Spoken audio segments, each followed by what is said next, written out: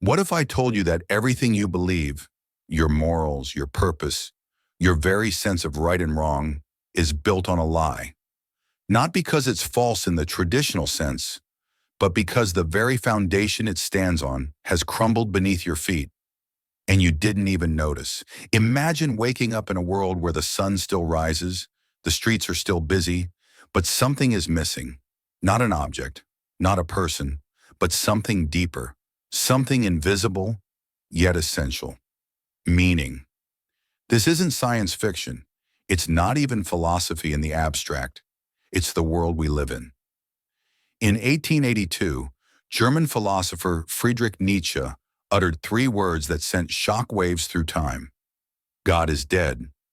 But this wasn't a celebration. It wasn't an atheist victory cry. It was a funeral dirge, a scream in the dark. Nietzsche wasn't trying to destroy religion. He was mourning its death and warning us about what comes next. Because when God dies, so does everything built on him. Morality, purpose, hope, meaning. We are left staring into an abyss, untethered, with no guiding force, no divine justice, no eternal truth. And the scariest part, we did it to ourselves.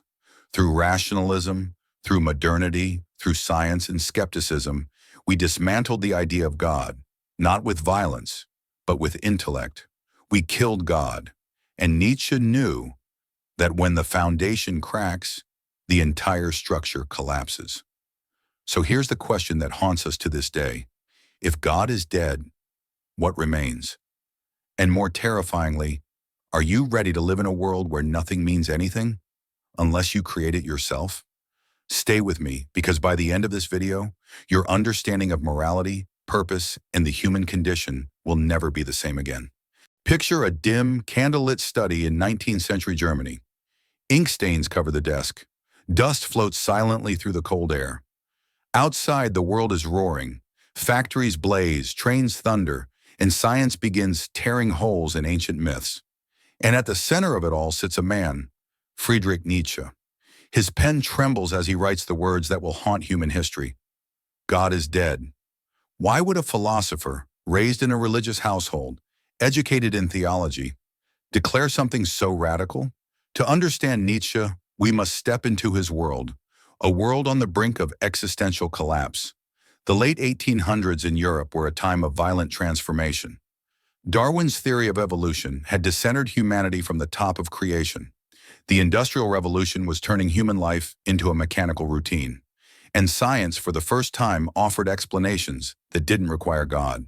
But Nietzsche didn't celebrate the shift. He saw the cracks beneath the surface. For centuries, religion was more than just belief. It was structure. It told people what was right, what was wrong, what was sacred, and what was sin. It gave life a narrative, a reason, a hope. Without God, Nietzsche saw something chilling. The structure wouldn't just wobble, it would fall. If people stopped believing in God, they wouldn't just stop going to church. They'd lose morality, purpose, identity. But here's the deeper pain Nietzsche felt. He wasn't saying God never existed. He was saying we have killed him, not by violence, but by growing out of belief, by evolving past the need for him without knowing what comes next. He compared it to a child learning that Santa Claus isn't real. That feeling of betrayal, of abandonment, multiplied by 1,000. The sacred truths weren't just lies. They were lifelines now severed. Nietzsche was not a destroyer of meaning. He was a prophet, crying out in warning as society sleepwalked toward an abyss. He feared a future where people, stripped of divine purpose, would spiral into nihilism, filling the void with money, pleasure, politics, power, anything to escape the terror of meaninglessness. He didn't hate religion, he grieved its death. And as he stared at those three words on the page, God is dead, he knew he had not sparked a revolution. He had written an obituary.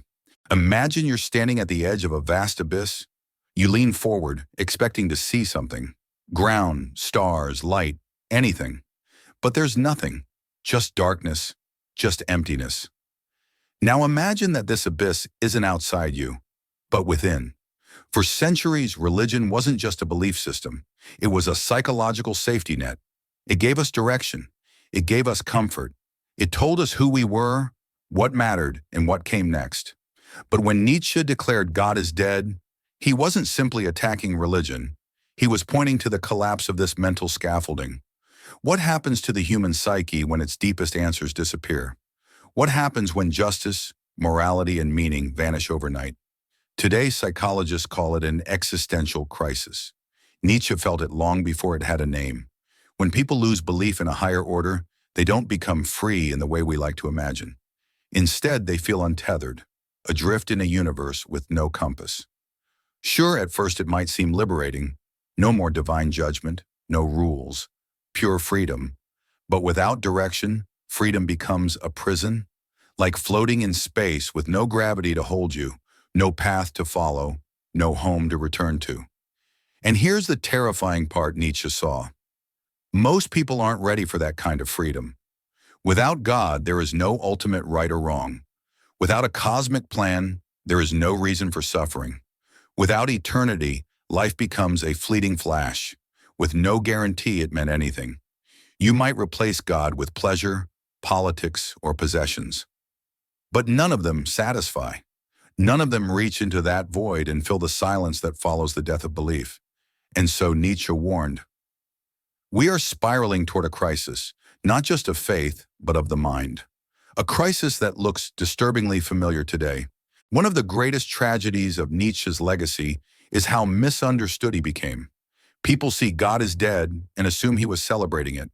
They think he was just another rebellious intellectual cheering the fall of religion. They imagine him as a cold nihilist telling the world, nothing matters, do what you want. But that couldn't be further from the truth. Nietzsche wasn't rejoicing. He was mourning. He didn't see the death of God as a triumph. He saw it as a crisis, a spiritual and moral earthquake. Because when belief collapses, it takes everything with it. For thousands of years, religion wasn't just a system of worship.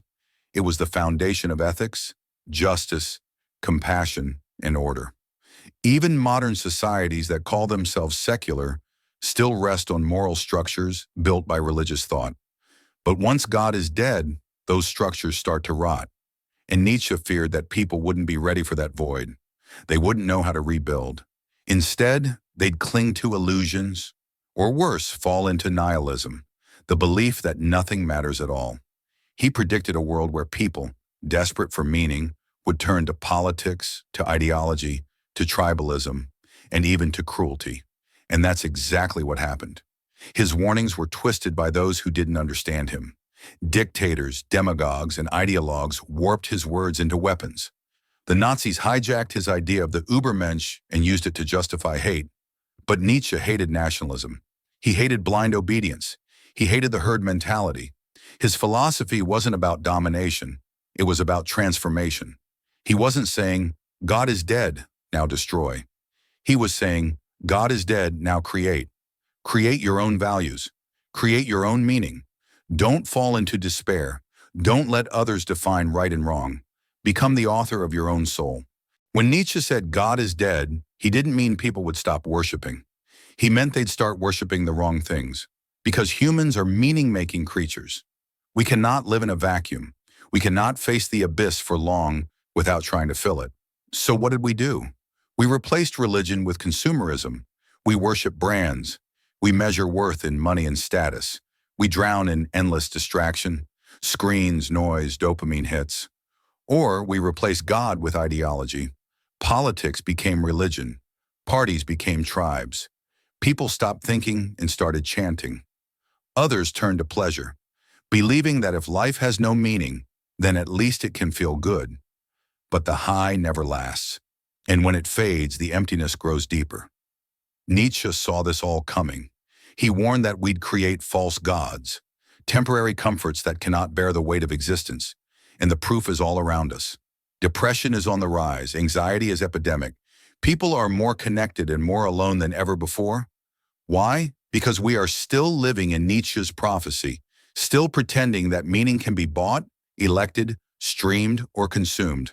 But deep down, we know it's not enough. And Nietzsche knew the way out wouldn't be easy. He didn't believe in returning to old faiths or clinging to hollow rituals. He believed in rebuilding from the ground up.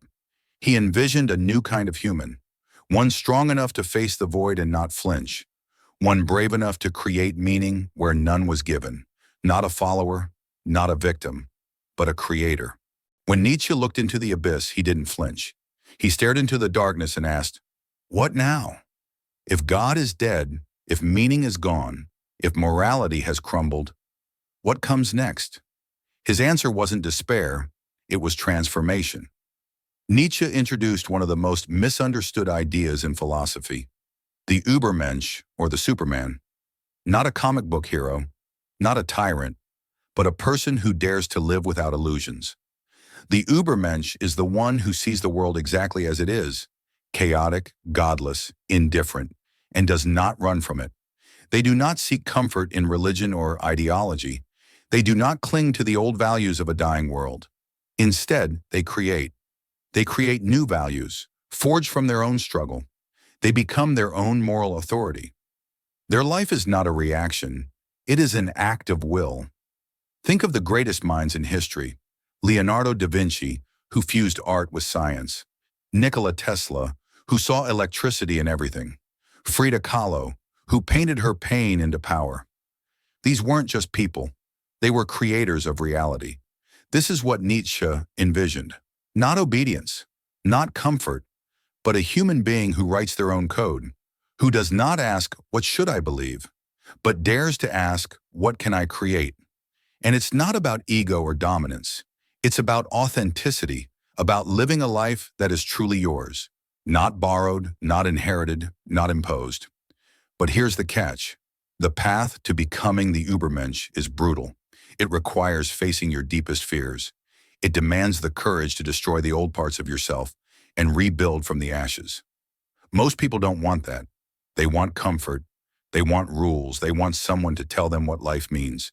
But Nietzsche's challenge was this: if you can't rely on God, then become something greater than you were. Not divine, not perfect, but awake. Because in a world where the gods have died, the only ones left to carry the torch are us. What drives you? Not your goals, not your job, not even your dreams.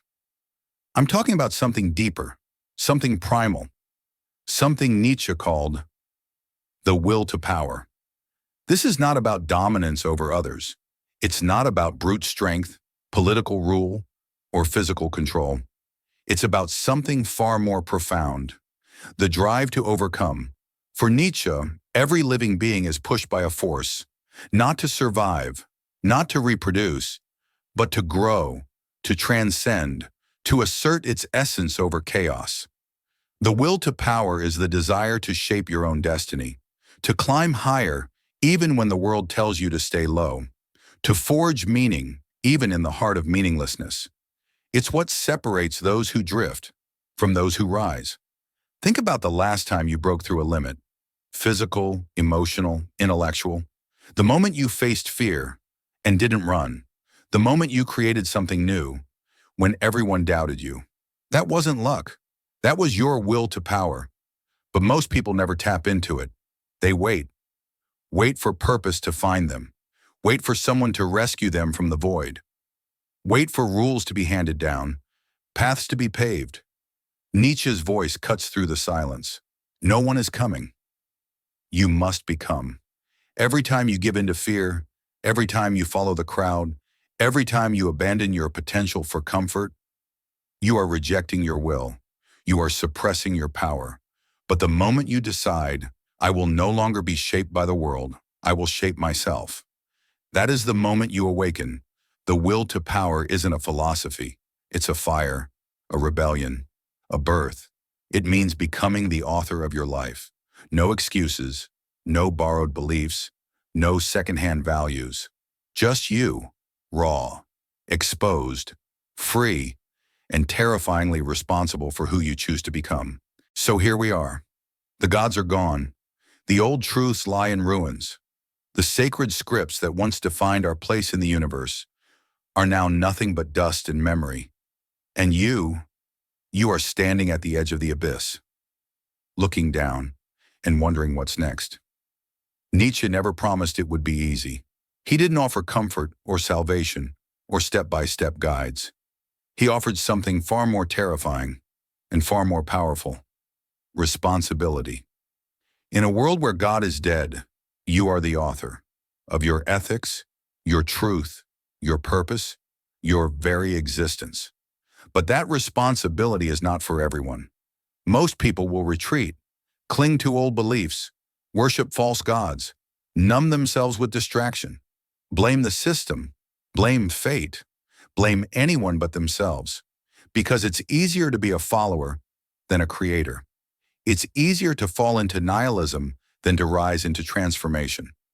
But Nietzsche believed that a new kind of human could emerge, a human who sees the chaos, the meaninglessness, the death of all divine order, and still chooses to create, a human who doesn't beg for meaning, but builds it from the ground up. Every thought, every action, every struggle, a brick in the cathedral of their own soul. That is the true challenge. That is Nietzsche's final test. Will you let the void consume you, or will you step into it and carve your own path? This isn't just philosophy. This is a call to action. Because at some point, whether in a crisis, a tragedy, or a quiet moment of reflection, you will be forced to confront the question: if life has no inherent meaning, then what will you make of it? There is no divine plan waiting for you, no pre-written destiny, only the terrifying, exhilarating freedom to define your own. So now, the choice is yours. Will you fall into the abyss, or will you become the one who rises above it?